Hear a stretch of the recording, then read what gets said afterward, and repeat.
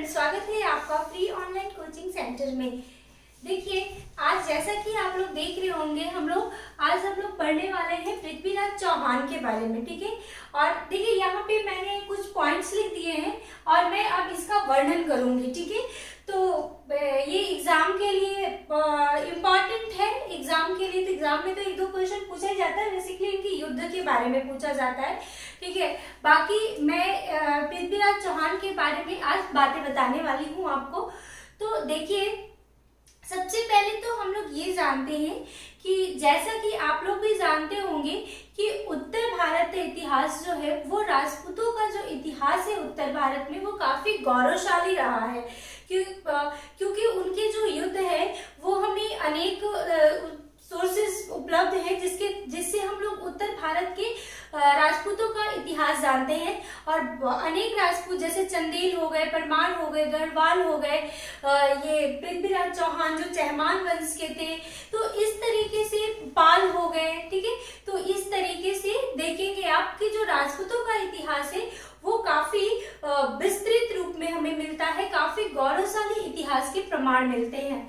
ठीक है, तो इसी में से एक थे ये पृथ्वीराज चौहान। ठीक है, और पृथ्वीराज चौहान उत्तर भारत के अंतिम हिंदू शासक थे जिन्होंने मतलब इतने शक्तिशाली थे, जिन्होंने वीरता पूर्वक, भले ही ये द्वितीय युद्ध हारे थे, बट इनका जो युद्ध का या वीरता का वर्णन हम अभी भी मतलब उनका वीरता का वर्णन इतिहास में समाहित किया गया है। ठीक है, तो पृथ्वीराज चौहान, जिन्हें हम लोग पृथ्वीराज तृतीय, ठीक है, पृथ्वीराज तृतीय को ही पृथ्वीराज चौहान के नाम से जाना जाता है। ठीक है, तो चलिए हम लोग परिचय देखते हैं। सबसे पहले देखिए, परिचय में क्या है, पृथ्वीराज का जन्म, देखिए जन्म चहमान वंश में हुआ था। ठीक है, पृथ्वीराज का जन्म चहमान वंश में हुआ था। और जब इनका जन्म हुआ था तो चहमान वंश कहाँ था, अजमेर राजस्थान वाले रीजन में। ठीक है, यहाँ पे ये जो मैंने आपको देखिए ये मैप बनाया है मैंने, और ये पाकिस्तान है, ये अफगानिस्तान है, ये प्राचीन भारत का मैप है। ठीक है, ये प्राचीन भारत का मैंने मैप बनाया है, इसमें ये पाकिस्तान और अफगानिस्तान जो अखंड भारत का मैप था। ठीक है, तो मैंने, हो सकता है थोड़ी बहुत मैप में कुछ गलतियां हो तो, लेकिन मैंने कोशिश किया है। देखिए, ये अफगानिस्तान और पाकिस्तान वाले को मिलाकर मैंने एक अखंड भारत का मैप आपको एक समझाने के लिए कि इन्होंने कैसे अपने क्षेत्र का विस्तार किया था, अपने राज्य का विस्तार किया था, कहाँ कहाँ किया था और किन किन राजाओं से, शासकों से इनका युद्ध हुआ था। ठीक है, तो सबसे पहले हम लोग परिचय देखते हैं। ये चहमान वंश में उत्पन्न हुए थे, यानी जन्म हुआ था। और चहमान वंश कहाँ उस समय थे, अजमेर राजस्थान वाले रीजन में। ठीक है, राजस्थान वाले रीजन में, यानी कि इनका जन्म, और इनकी माता का नाम कर्पूर देवी था। और कर्पूर देवी जो थी वो तोमर वंश की थी। ठीक है, अंगपाल, तोमर वंश की अंगपाल की पुत्री थी ये। ठीक है, और पिता सोमेश्वर थे चहमान वंश के। तो इनके पुत्र थे पृथ्वीराज चौहान, कर्पूर देवी और सोमेश्वर के पुत्र थे पृथ्वीराज चौहान। ठीक है, और कर्पूर देवी तोमर वंश के अंगपाल की इकलौती पुत्री थी। फिर देखिए, 15 वर्ष की आयु में इन्होंने राजगद्दी प्राप्त की। किन्होंने, देखिए ये जब छोटे थे, बाल्यावस्था में ही इनके पिता की मृत्यु हो जाती है। ठीक है, ये सोमेश्वर जो है उनकी मृत्यु हो जाती है। और अपने पिता की मृत्यु के पश्चात ये 15 वर्ष की आयु में, देखिए कहीं कहीं पे 11 वर्ष मिलता है और कहीं कहीं 15 वर्ष मिलता है। ठीक है, तो 11 वर्ष या 15 वर्ष की आयु में इन्होंने राजगद्दी प्राप्त की। जैसे कि इतिहास में देखिए क्या होता है कि बहुत सारे जब सोर्सेज रहते हैं तो कुछ अलग अलग बातें भी इतिहासकारों के अनुसार आपको मिलेंगे। ठीक है, तो ऐसा देखिए कहीं किसी किसी में आपको मिलेगा 15 वर्ष की आयु में इन्होंने राजगद्दी प्राप्त की थी, और कहीं कहीं पे 11 वर्ष की आयु में मिलता है। ठीक है, तो 15 वर्ष की आयु में या 11 वर्ष की आयु में इन्होंने राजगद्दी प्राप्त की, लेकिन इनकी माता इनकी संरक्षिका के रूप में कार्य करती थी। ठीक है, इनकी माता, क्योंकि ये काफी छोटे थे इसलिए इनकी माता इनकी संरक्षिका के रूप में कर्पूर देवी जो थी वो कार्य करती थी, कार्यभार संभालती थी। और इनकी जो ये काफी पढ़े लिखे थे और काफी मतलब ये इन्हें ज्ञान था, इन्हें 6 भाषाओं का ज्ञान था। देखिए 6 भाषाओं में ये निपुण थे और ये सरस्वती कंठाभरण अजमेर में है।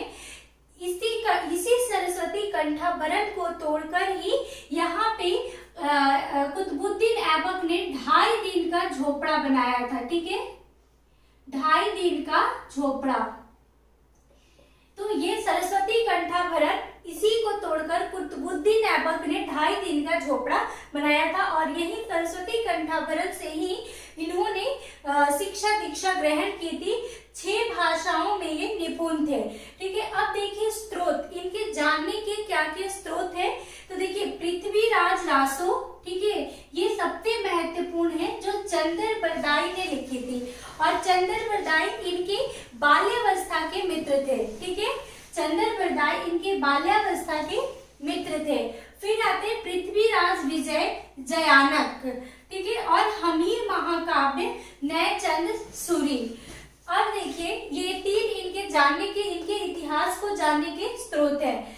ये देखिए सबसे पहले शासन इन्होंने अजमेर पे किया था क्योंकि चहमान वंश में ये जन्म लिए थे और पिता की मृत्यु के बाद इन्होंने जो गद्दी संभाली थी वो अजय मेरू, जिसे अब हम लोग अजमेर के नाम से जानते हैं। ठीक है, तो सबसे पहले इन्होंने अजमेर पे किया था शासन। उसके बाद देखिए इनके जो नाना थे, मतलब कि पृथ्वीराज चौहान की माता के जो पिता थे, जो तोमर वंश के अंगपाल थे, वो इकलौती पुत्री थी कर्पूर देवी। ठीक है, ये कर्पूर देवी जो थी वो अपने पिता की इकलौती पुत्री थी। तो पिता की जब मृत्यु होने वाली थी, यानी पृथ्वीराज चौहान के जब नाना की मृत्यु होने वाली थी, तो उन्हें यह बात मतलब समझ नहीं आ रहा था कि मेरे बाद उत्तराधिकारी कौन बनेगा। ठीक है, क्योंकि उनका कोई पुत्र नहीं था। तब उन्होंने कर्पूर देवी के पुत्र यानी पृथ्वीराज चौहान को मतलब ये अपना उत्तराधिकारी घोषित कर दिया। ठीक है, तो फिर उसके बाद दिल्ली जो था वो इनके अंडर में आ गया। ठीक है, यानी कि इनको जो दिल्ली का शासन प्राप्त हुआ था वो अपने नाना के मरने के उपरांत यानी कि ये उत्तराधिकारी वहां के बन गए थे। तो अब देखिए दिल्ली और अजमेर जो था वो आ गया इनके शासन काल में, मतलब इनके शासन के अंतर्गत आ गया दिल्ली और अजमेर। प्रारंभ में ये शासन करते थे। फिर देखिए अब जब ये बड़े हो गए तब इन्होंने इनकी युद्ध नीति, मतलब युद्ध नीति के बारे में अब बात करते हैं। और पृथ्वीराज चौहान अपने जो किसके लिए जाने जाते हैं, अपनी सेनाओं के लिए जाने जाते हैं, अपनी विशाल सेना के लिए जाने जाते हैं। वो काफी शक्तिशाली थे। देखिए 30 लाख सैनिक और 300 हाथी थे इनके सेना में शामिल थे। और इनकी युद्ध नीति की बात करते हैं तो इन्होंने काफी सारे शासकों को पराजित किया था और इनका उद्देश्य था अपने क्षेत्र को विस्तारित करना। इनका देखिए पृथ्वीराज चौहान का उद्देश्य किसी से मतलब ये किसी का वध करना या किसी शासक की हत्या करना, ये सारी चीजें नहीं थी। बस इनका था कि वो जो जैसे अब दिल्ली और अजमेर था, अब उसके आगे वो शासन को विस्तारित करना चाहते थे, मतलब अपने क्षेत्र को, अपनी भूमि को वो आगे बढ़ाना चाहते थे। तो उन्होंने सबसे पहले देखिए नागा अर्जुन इनके कजन थे। ठीक है, इनके चचेरे भाई थे। तो उनसे प्रथम युद्ध किया और नागा अर्जुन उसमें पराजित हो गए। फिर आता है 1182 में, ये देखिए 1182 में चंदेल जेजा भुक्ति। ठीक है, जेजा भुक्ति अभी का बुंदेलखंड वाला रीजन है। ठीक है, बुंदेलखंड वाला रीजन है जेजा भुक्ति। प्राचीन समय का जेजा भुक्ति बुंदेलखंड वाला रीजन है और ये इंपॉर्टेंट है एग्जाम के लिए। ठीक, अब देखिए फिर जब ये नागा अर्जुन से युद्ध में जीत गए तब इन्होंने अब आगे बुंदेलखंड की तरफ, देखिए दिल्ली अजमेर राजस्थान वाले थे, अब ये एमपी की तरफ बढ़ना चाहते थे, अपने क्षेत्र विस्तार करना चाहते थे। तो फिर ये चंदेल उस समय चंदेल जेजा भुक्ति के रीजन पे चंदेलों का मतलब शासन था। ठीक है, और चंदेल शासक परमार्दिन से युद्ध हुआ इनका और परमार्दिन पराजित हो गए थे।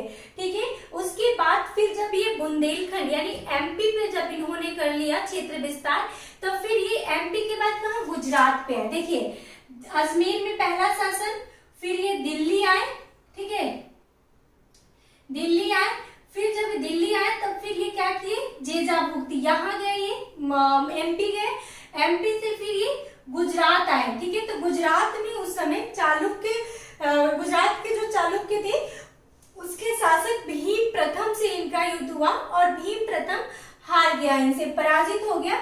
फिर इनका कहाँ क्षेत्र विस्तार हुआ, गुजरात में हो गया। अब उसके बाद फिर ये आबू कहाँ है, राजस्थान में है। फिर ये आबू के क्षेत्र में, फिर ये यहाँ से राजस्थान के आबू वाले क्षेत्र में, यहाँ पे आबू लिख देती हूँ मैं, आबू वाले क्षेत्र में गए और परमाणु से किया और परमार भी पराजित हो गए हैं, ठीक है। फिर उसके बाद देखिए ये जब परमार्दिन से युद्ध हो रहा था इनका, पृथ्वीराज चौहान का, तो परमार्दिन के साथ कन्नौज के शासक जो थे जयचंद ने साथ दिया था, मतलब इनके खिलाफ, पृथ्वीराज चौहान के खिलाफ साथ दिया था, ठीक है। तो उसके बाद देखिए क्या होता है कि फिर इन्होंने क्या किया कि जब ये अब चंदेलों से हो गया, यानी बुंदेलखंड वाले, एमपी वाले रीजन, आबू वगैरह सब हो गया, तब ये क्या किए कि इन्हें याद था कि परमार्दिन के साथ कन्नौज के जो शासक था जयचंद, ठीक है, गढ़वाल शासक था, तो इन्हें याद था कि जयचंद ने परमार्दिन का साथ दिया था। तो फिर इन सब क्षेत्रों को जीतने के बाद उन्होंने क्या किया कि कन्नौज पे धावा बोल दिया, ठीक है। फिर ये कन्नौज पे चले गए। कन्नौज पे जब इन्होंने अपना क्षेत्र विस्तार किया तो जयचंद इनसे मतलब जयचंद और पृथ्वीराज चौहान के बीच दुश्मनी हो गई थी, ठीक है। मतलब जयचंद था वो पृथ्वीराज चौहान को पसंद नहीं करता था, ठीक है। और उसके बाद पृथ्वीराज चौहान ने जब इतने बड़े क्षेत्र पे अपना शासन स्थापित कर लिया तो वो काफी शक्तिशाली शासक उस समय का, 12वीं शताब्दी का काफी बड़ा शासक बन चुका था, बहुत शक्तिशाली शासक। इसकी जो शक्तियों का मतलब चर्चा हर जगह, हर क्षेत्र में होने लग गई थी, ठीक है। उसके बाद क्या हुआ कि कन्नौज का जो शासक था, जब इन्होंने कन्नौज पे धावा बोला और कन्नौज पे अपने क्षेत्र का विस्तार किया, तो कन्नौज का ही जो शासक था जयचंद, उसकी पुत्री थी संयोगिता, ठीक है। तो संयोगिता ने जब सुना कि लोगों से सुना या फिर जैसे चर्चाएं होने लग गई थी पृथ्वीराज चौहान के बारे में, तब इन्होंने सुना, संयोगिता ने, कि एक पृथ्वीराज चौहान शासक है, वो काफी वीर पुरुष है और काफी सुंदर है, ठीक है। तो मतलब जिससे लोग बातें करते थे कि काफी सुंदर है, काफी वीरता है उसमें, तो उन्होंने क्या किया, संयोगिता उन्हें मन ही मन प्रेम करने लग गई, ठीक है। और पृथ्वीराज चौहान भी संयोगिता से मतलब देखे नहीं थे इन्होंने एक दूसरे को, जैसा ये पृथ्वीराज रासो के अनुसार, ठीक है, देखे नहीं थे। फिर उन्होंने ये भी सुना था कि जयचंद की, पृथ्वीराज चौहान ने सुना था कि जयचंद की एक पुत्री है संयोगिता, तो वो काफी मतलब खूबसूरत है। तो इस वजह से उन्होंने क्या किया कि संयोगिता से उन्हें भी मन ही मन प्यार हो गया। तो इन्हें संयोगिता और पृथ्वीराज चौहान को बिना देखे एक दूसरे से प्रेम हो गया था, ठीक है। लेकिन ये जब जयचंद को ये बात जब पता चली तो उसने क्या किया कि अपनी पुत्री संयोगिता का स्वयंवर रखा, ठीक है। और स्वयंवर में क्या होता है कि मतलब बहुत सारे लोग आते हैं, राजा आते हैं।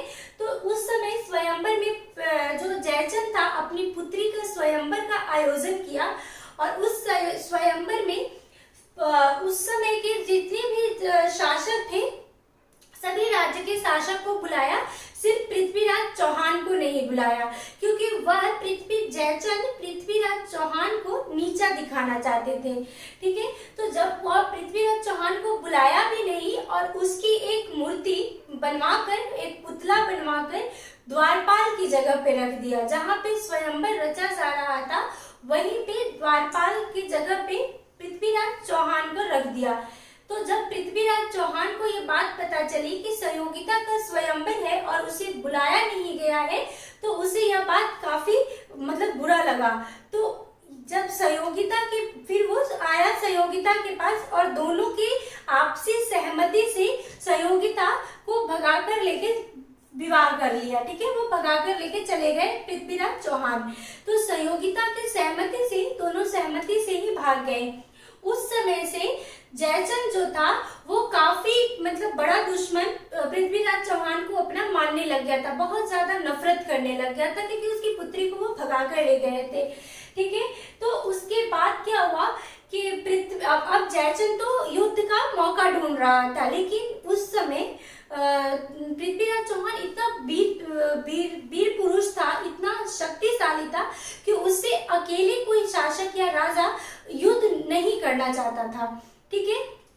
अब देखिए, जब ये संयोगिता से ये भागकर शादी कर लिए, इसके बाद क्या हुआ कि इन्होंने फिर, अब ये देखिए, दिल्ली हो गया, गुजरात पे शासन हो गया, एमपी पे हो गया, मध्य प्रदेश में अजमेर पे तो शुरू से ही था, फिर राजस्थान के आबू पे हुआ परमारों से, फिर ये पंजाब की तरफ चले, ठीक है। अब ये चाह रहे थे पंजाब ये सिंध वगैरह वाला जो रीजन था, मुल्तान वगैरह वाला, वो सारा रीजन पे, क्षेत्र पे चाह रहे थे अपना क्षेत्र विस्तार करना, ठीक है। तो इन्होंने क्या किया कि ये जब पंजाब की तरफ बढ़े तो उस समय सिंध और मुल्तान वाले क्षेत्र पे मोहम्मद गौरी का शासन था, ठीक है। उस समय मोहम्मद गौरी सिंध और मुल्तान वाले क्षेत्र पे शासन कर रहा था। तो मोहम्मद गौरी ने जब सुना कि पृथ्वीराज चौहान मतलब आ रहे हैं पंजाब के रीजन को युद्ध के लिए, मतलब जीतने के लिए, अपने क्षेत्र विस्तार करने के लिए, तो वो अपने सैनिकों के साथ एक क्षेत्र में, पंजाब में एक जगह है तराइन का क्षेत्र कहा जाता है उसको, ठीक है। तो तराइन के क्षेत्र में पहुंचे, ठीक है। यह युद्ध कब हुआ था? 1190 और 91 के बीच में, मतलब कि 91 ही लिया जाता है, एग्जाम के पॉइंट ऑफ व्यू से 91 कहा जाता है, ठीक है। तो 90 से 91 तक यह युद्ध हुआ। तो जब ये पंजाब की तरफ चले तो यहाँ पे कौन थे? मोहम्मद गौरी, ठीक है। पंजाब में कौन थे? मोहम्मद गौरी थे। अब मोहम्मद गौरी से इनका युद्ध हुआ और ये उस समय काफी शक्तिशाली थे पृथ्वीराज चौहान, तो काफी मतलब युद्ध हुआ, युद्ध चल रहा था। तो उन्होंने क्या किया कि इन्हें ये मतलब पृथ्वीराज चौहान अपने सैनिकों को युद्ध पे लगाकर वो दूसरे राज्य की ओर चले गए, विस्तार करने, अपना दूसरे राज्य के बारे में सोच रहे थे। तो उसके बाद मोहम्मद गौरी, क्योंकि इनकी सेना काफी बड़ी थी, विशाल थी, तो मोहम्मद गौरी वहां पे हार गए। प्रथम विश्व युद्ध जो था वो पृथ्वीराज चौहान जीते थे, मोहम्मद गौरी हार गए थे और काफी मतलब वो घायल हो गए थे। उसके बाद पृथ्वीराज चौहान ने उन्हें छोड़ दिया, मतलब वहां से वापस वो लोग आ गए फिर से, ठीक है। फिर क्या हुआ कि कुछ समय बाद, यानी 1-2 साल बाद, जब जयचंद को ये बात पता चली कि मोहम्मद गौरी और पृथ्वीराज चौहान के बीच में युद्ध हुआ था और मोहम्मद गौरी हार गए थे, तो मोहम्मद गौरी को भी अपने अपमान का बदला लेना था, अपनी हार का बदला लेना था, और जयचंद को भी, जो कि उनकी पुत्री को भगाकर लेकर गए थे, तो उन्हें भी अपने अपमान का बदला लेना था। तो जयचंद मोहम्मद गौरी के पास गए और 1 साल उन्होंने प्लान बनाया युद्ध के लिए, ठीक है, कि हम लोग पृथ्वीराज चौहान के खिलाफ युद्ध करते हैं, ठीक है। तो जयचंद ने मोहम्मद गौरी का साथ दिया था सिर्फ। तो मोहम्मद गौरी फिर 1192 में युद्ध के लिए फिर वही क्षेत्र था, तराइन वाले ही क्षेत्र में, फिर से मोहम्मद गौरी और पृथ्वीराज चौहान के बीच में युद्ध हुआ। इसमें क्या होता है कि 1 साल जो पृथ्वीराज चौहान थे वो सिर्फ संयोगिता के साथ ही रहते थे, ठीक है। वो किसी भी क्षेत्र की ओर विस्तार पे ध्यान नहीं दिए, कुछ भी उन्होंने नहीं किया। तो वो मतलब ज्यादा मतलब उनकी जो शक्ति थी ना, मतलब वो शक्तिशाली, ज्यादा वो युद्ध के बारे में नहीं सोचते थे। तो इस तरीके से जब वो 1192 में फिर से वो मोहम्मद गौरी का जब सामना करने गए, तो बहुत ज्यादा युद्ध नीति के साथ नहीं गए थे वो उस समय। तो कुछ समय तक तो उनकी युद्ध होती रही। फिर क्या हुआ कि इसमें मतलब पृथ्वीराज की हार हो गई। द्वितीय जो युद्ध हुआ था मोहम्मद गौरी और पृथ्वीराज का 1192 में, उसमें पृथ्वीराज हार गए थे। तो इसके बाद हुआ क्या कि वो हारे क्यों थे, क्योंकि जो जयचंद था वो मोहम्मद गौरी को कहा कि जो हिंदुस्तान का मतलब युद्ध का एक नीति है कि सूर्यास्त के बाद मतलब युद्ध नहीं किया जाता है, शस्त्र अस्त्र नहीं उठाया जाता है। मोहम्मद गौरी ने बोला कि अच्छा ऐसी बात है। तो फिर उसने क्या किया कि जब ये पृथ्वीराज चौहान जब आराम कर रहे थे वो और उनकी सेना, तो मोहम्मद गौरी ने सूर्यास्त के बाद ही पृथ्वीराज चौहान पर आक्रमण कर दिया। मोहम्मद गौरी ने, जयचंद ने बात बताई थी उसके अकॉर्डिंग, ठीक है। जब उन्होंने पृथ्वीराज चौहान पे हमला किया तो पृथ्वीराज चौहान बहुत बुरी तरह से घायल हो गए और उन्हें हार का सामना करना पड़ा, ठीक है। फिर मोहम्मद गौरी ने क्या किया कि वो उसे अपने साथ ले गए अफगानिस्तान, अपने राज्य में, ठीक है। अपने राज्य में वो लेके चले गए अफगानिस्तान। वहां पे उनको काफी प्रताड़ित किया, ठीक है। ये पृथ्वीराज रासो और पृथ्वीराज विजय की भी मतलब विजय से भी पता चलता है कि काफी प्रताड़ित किया मोहम्मद गौरी ने। उनकी एक आंख मतलब फोड़ दी थी, आग से उनके पूरे शरीर पे जला दिया था, उन्हें इस तरीके से कर दिया था, एक आंख मतलब उनको एक आंख से अंधा कर दिया था। फिर जब चंदर बरदाई को ये बात पता चला कि वो अफगानिस्तान ले गया है पृथ्वीराज तृतीय को, तो उन्होंने क्या किया, चंदर बरदाई मिलने चले गए अपने मित्र से, ठीक है। जब वो गए तो उन्होंने देखा पृथ्वीराज इतनी बुरी हालत में है, तो उन्होंने क्या बताया कि मोहम्मद गौरी को, चंदर बरदाई ने मोहम्मद गौरी को कहा कि आपको पता है कि ये शब्द बाण करते हैं, मतलब पृथ्वीराज तृतीय के बारे में, यानी कि पृथ्वीराज चौहान के बारे में चंदर बरदाई ने बताया। तो मोहम्मद गौरी को बिलीव नहीं हुआ। शब्द बाण मतलब होता है कि शब्दों से यानी कि कोई आपको इशारा करता है तो उससे मतलब कोई काम करना, ठीक है। तो चंदर बरदाई ने बोला कि ये शब्द भेदी बाण करते हैं। तो मोहम्मद गौरी को बिलीव नहीं हुआ। उसने कहा कि अच्छा ऐसा है, तो उसने मोहम्मद गौरी ने पृथ्वीराज तृतीय को धनुष बाण दे दिया, ठीक है, कि मतलब लो ये इसे करके दिखाओ कि मैं भी देखता हूँ कि तुम कैसे करते हो। तो उसने क्या किया, चंदर बरदाई ये तो जानते ही थे कि मतलब ऐसा वो मोहम्मद गौरी को अगर बोलेंगे तो मोहम्मद गौरी ऐसा करेगा, उसको देगा। जैसे ही मोहम्मद गौरी ने पृथ्वीराज चौहान को मतलब ये धनुष बाण वगैरह दिया, तो उसने जो चंदर बरदाई था उसने कहा 4 पास 24 गज अंगुल अष्ट प्रमाण, ये शब्द भेदी होता है और इसमें जो पृथ्वीराज चौहान थे वो काफी निपुण थे, ठीक है। तो इसने बोला कि 4 पास 24 गज अंगुल अष्ट प्रमाण, ता ऊपर सुल्तान है मत चूको चौहान। वो बताना चाह रहा था कि ठीक है कि इस जो वाक्य से ये पृथ्वीराज रासो का वाक्य है, इसमें चंदर बरदाई का ही ये वाक्य है कि यही अंतिम वाक्य चंदर बरदाई ने बोला था कि 4 पास 24 गज अंगुल अष्ट प्रमाण, ता ऊपर सुल्तान है ना चूको चौहान। मतलब ये मोहम्मद गौरी की ओर इशारा कर रहा था कि इस तरीके से उनका 4 पास 24 गज अंगुल अष्ट प्रमाण है और ता ऊपर सुल्तान है मत चूको चौहान। मतलब क्योंकि वो एक आंख से अंधे थे, उन्हें दिख तो नहीं रहा था, तो उन्होंने इस शब्द भेदी से बाण को चला दिया जो कि मोहम्मद गौरी को जाकर लगा और मोहम्मद गौरी वहीं पे मर गया था, ठीक है। उसकी मृत्यु हो गई। तो इसके बाद क्या हुआ, उसकी जब मृत्यु हो गई तो देखिए इसके बाद तो पता ये यही तक पृथ्वीराज चौहान का यही तक था कि मोहम्मद गौरी को उन्होंने मृत्यु तक पहुंचा दिया था, मतलब मोहम्मद गौरी मर गया।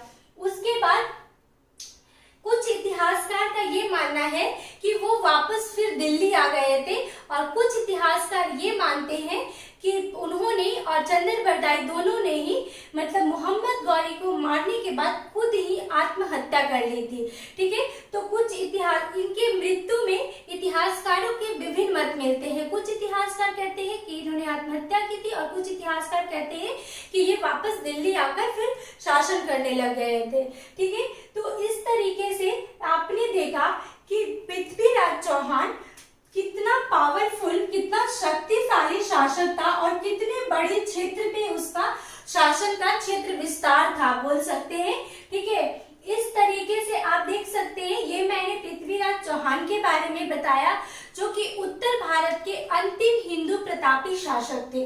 ठीक है, और ये काफी शक्तिशाली शासक थे। तो जैसा कि मैंने आपको इनके बारे में बताया, और इम्पोर्टेंट यहाँ से एग्जाम में आता है, पृथ्वीराज चौहान और मोहम्मद गौरी का प्रथम युद्ध कहाँ हुआ था? तराइन का क्षेत्र, जो कि पंजाब में है।